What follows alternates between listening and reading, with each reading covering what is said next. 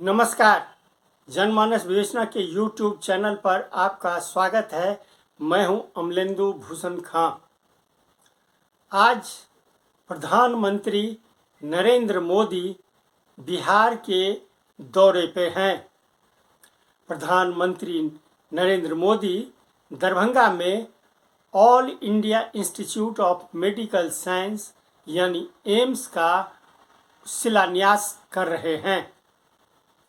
अभी तक पूरे देश में 26 एम्स हैं और आज ये 27वां एम्स बिहार को सौगात के रूप में दी जा रही है। दरभंगा काफ़ी यानी उत्तर बिहार काफ़ी पिछड़ा हुआ क्षेत्र माना जाता है, जहां बाढ़, सुखाड़ सबों की समस्या होती है। गरीबी मुंह बाए खड़ी है। दरभंगा में एयरपोर्ट भी है और आज एम्स भी दिया जा रहा है।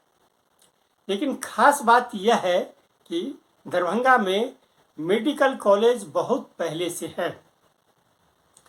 पूरे देश में DMCH के नाम से मशहूर Darbhanga medical college and hospital काफ़ी मशहूर रहा है।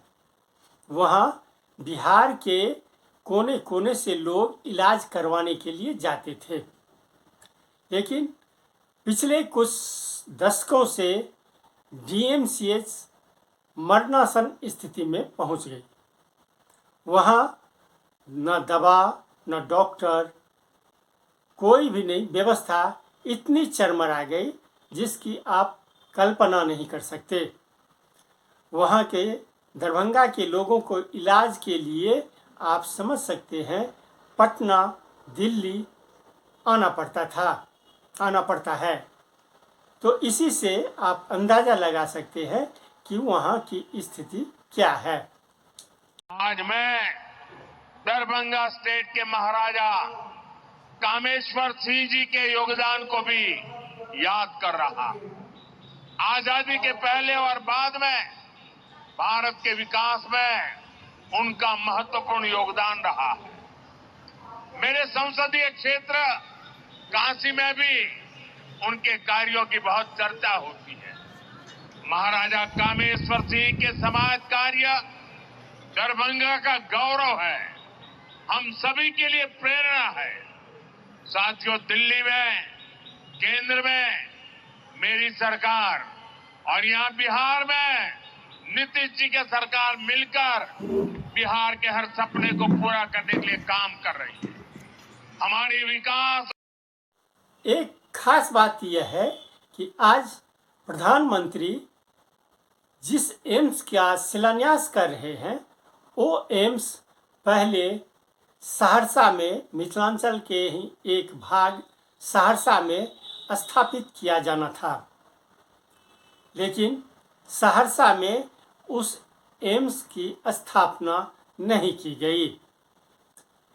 दरभंगा में जो सांसद हैं गोपाल ठाकुर, वो दरभंगा से बीजेपी के सांसद हैं।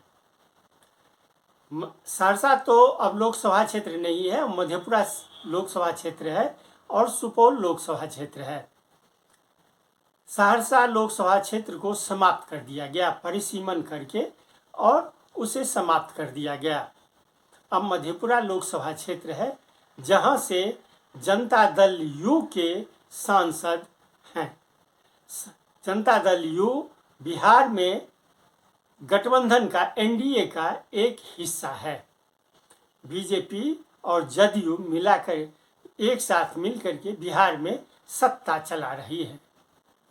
सहरसा में इस एम्स की स्थापना नहीं की गई। ना तो सांसद प्रयास किए, जो सांसद हैं जदयू के, उन्होंने प्रयास नहीं किया।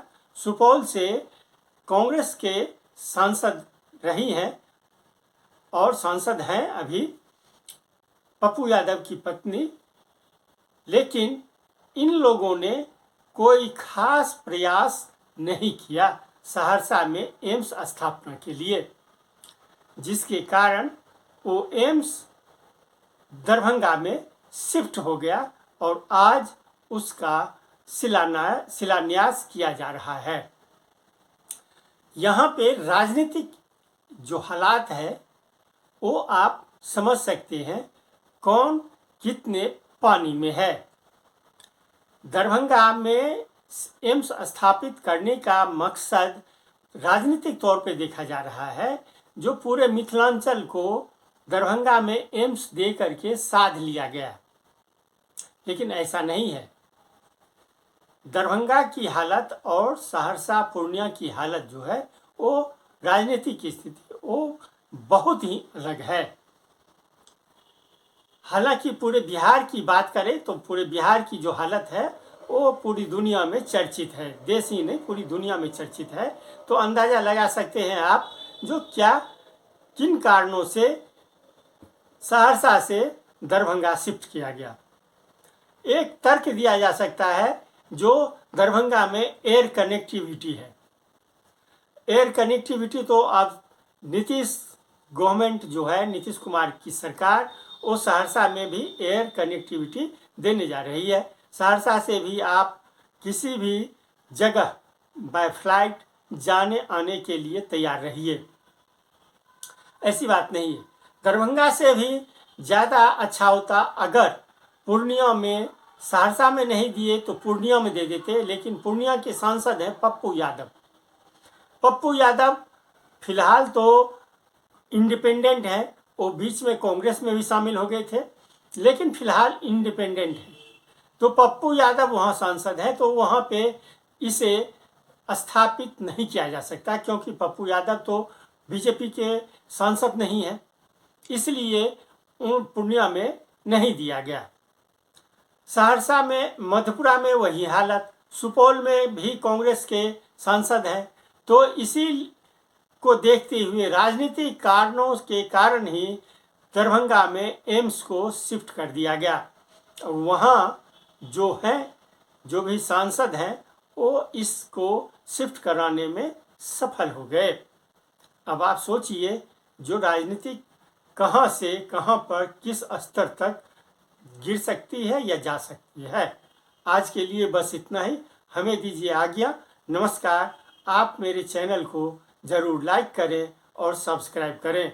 आपका बहुत बहुत धन्यवाद।